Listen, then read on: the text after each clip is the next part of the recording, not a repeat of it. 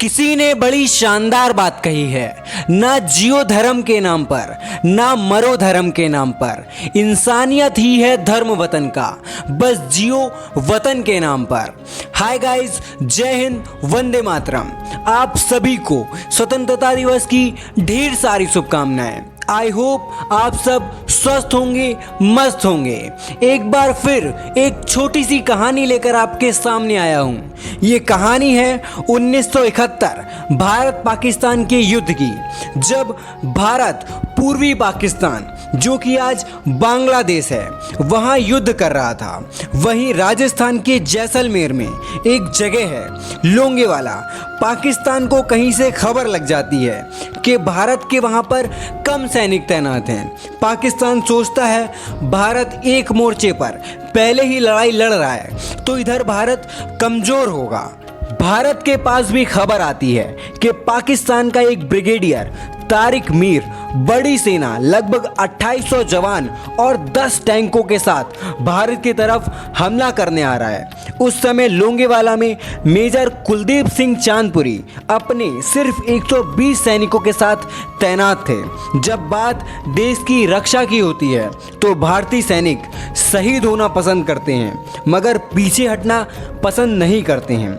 लेकिन मेजर साहब को समझ नहीं आ रहा था, हमारे 120 सैनिक 2800 सैनिक और 10 टैंकों के साथ कैसे लड़ेंगे। उनके पास हथियार भी कम थे।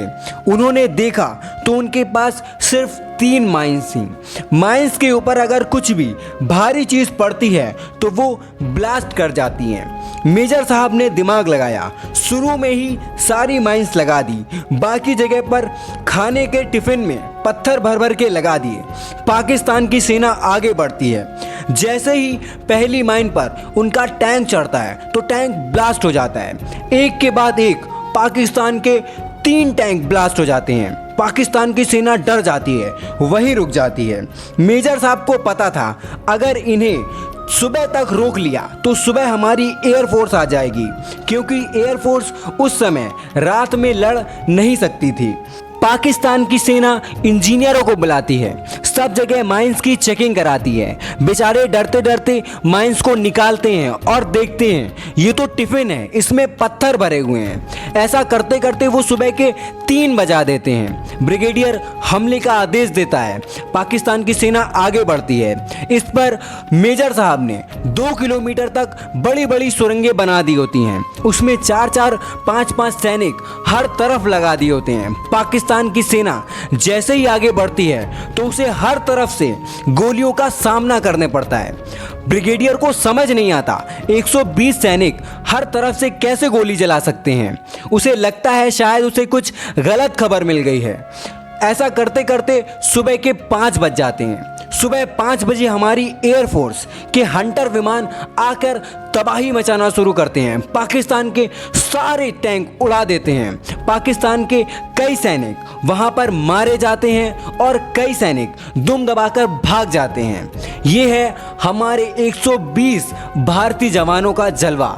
जैसा कि आपने देखा कैसे 120 जवानों ने पाकिस्तान के 2800 जवानों को धूल चटा दी। ये है भारत के जवानों की शौर्य गाथा। ये छोटी सी कहानी हमें सिखाती है हालात कितने भी विपरीत क्यों ना हो, अगर हम बुद्धि और धैर्य से काम करते हैं तो हर हाल में जीत हमारी ही होती है। जैसा कि मैं आपसे हर बार कहता हूँ, हासिल कर ऐसा शिखर कि पर्वत भी देखे नजरें उठाकर। एक लाइक भारतीय सैनिकों के लिए तो बनता ही है। अगर आप भारत की शौर्य गाथा को पसंद करते हैं तो इस चैनल को ज़रूर सब्सक्राइब करें। मिलते हैं नेक्स्ट वीक एक नई इंस्पिरेशनल स्टोरी के साथ। Till then, bye bye, stay safe, stay motivated.